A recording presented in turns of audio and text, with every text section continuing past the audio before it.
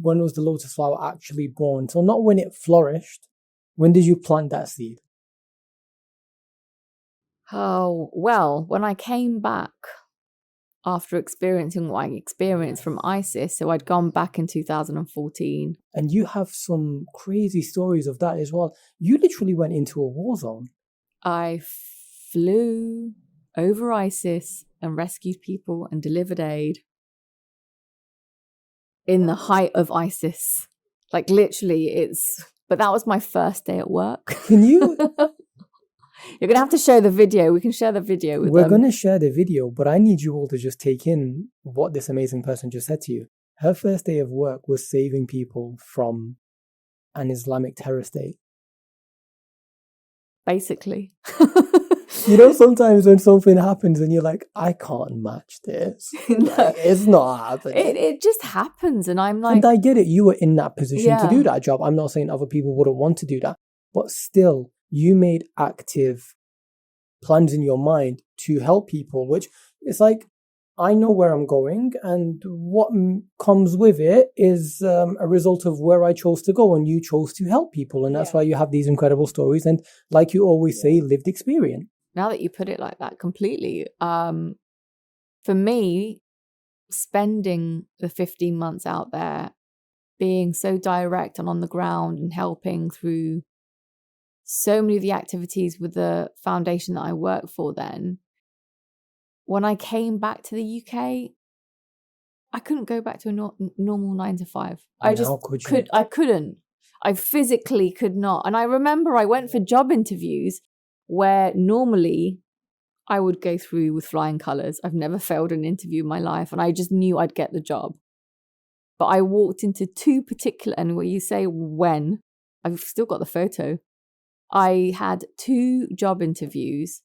One of them I walked in, and I won't name the organisations because of reasons. I walked in, I could see people just standing around drinking coffee and tea, and I'm there going, do you realise what's going on in the world? And you're standing here. What are you doing? Like, so I'd already gone into the interview with the mindset of, I don't want this job. What can I do to make me not get it? That's how I delivered my interview. And the next one was exactly the same. But before that, I'd said to myself, if I don't get this job, then this is God's way of telling me you need to do the Lotus Flower. After that meeting, I met my friend and I said to him, take a photo of this because this is the start of the Lotus Flower. This organisation is going to be one of the greatest partners of Lotus Flower. Do you have that photo? I do. I need that photo. Yeah, I do. Wow. And it was after that, it was born. Well, you see, okay, so there are coincidences, there are, let's say, accidents in life, and we're not here to argue that. But there's also the mentality of, I want to help people, and this is what I meant. You actively went out there to help people, and wow. So many years on. So how many years until the Lotus Flower actually began to make a huge difference?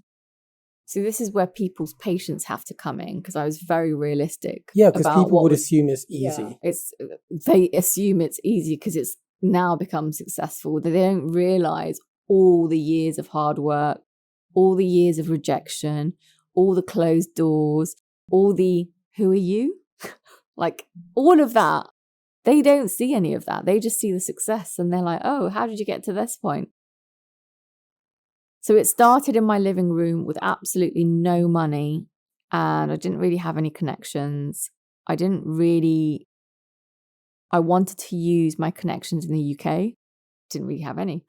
So I thought, right, I'm going to have to start this from scratch.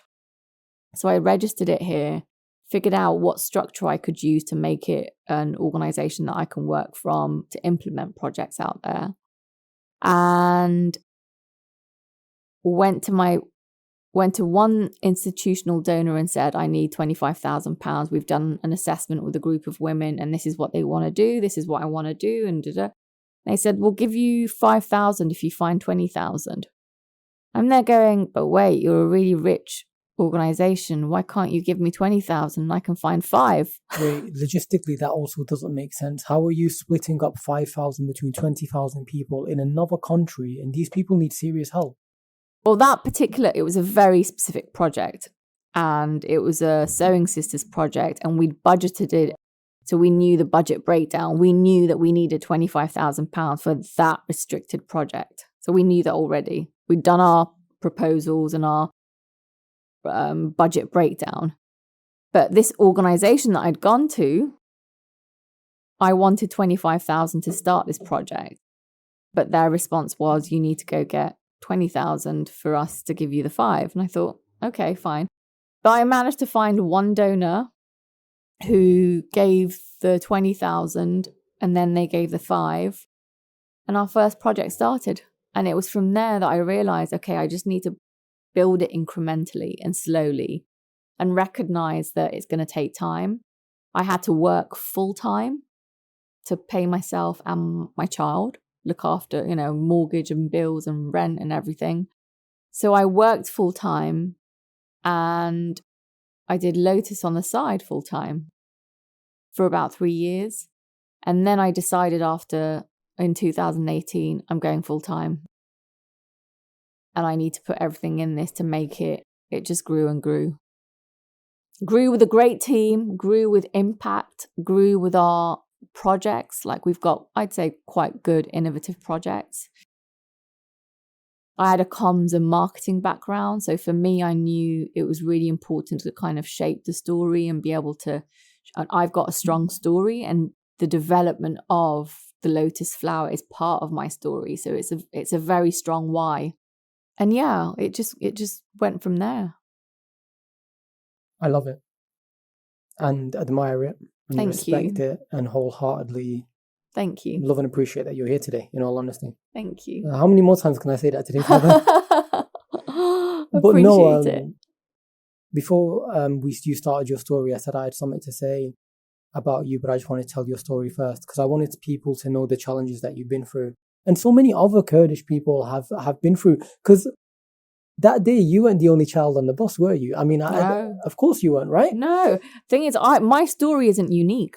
No, it is to the vast majority of the world, but sadly... Not to Kurds. Yes. So that's what I meant is, as a Kurd, it's not a unique story because every single person has gone through something, has experienced something. And actually, I encourage Kurds to speak up about their lived experience. I'm very passionate about people with lived experience, to share their stories and let the world know what's kind of happened to bring about change.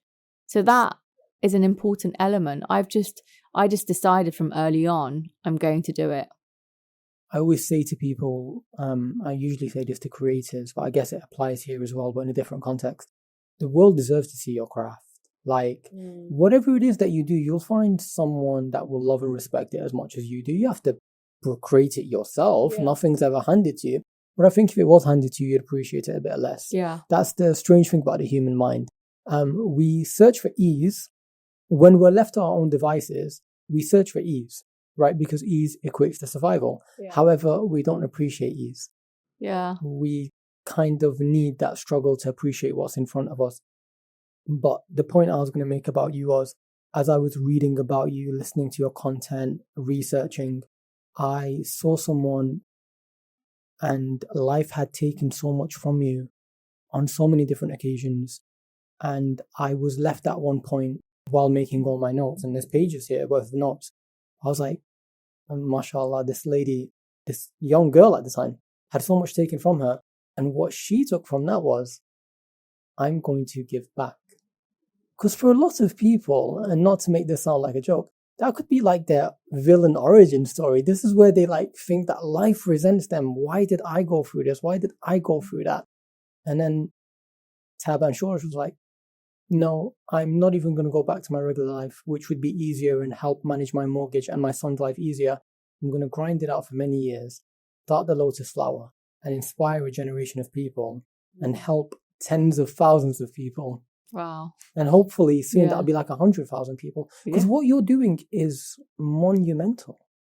And as a Kurd, I understand it more than most people because I know what my people go through. Yeah, yeah. And it breaks my heart, to see us so underrepresented and not supported. So for you to be doing that. Wow. Hearing that back is surreal. I'm that is the least you deserve. Thank you so much. I mean, for me, I think being able to give back has helped me heal.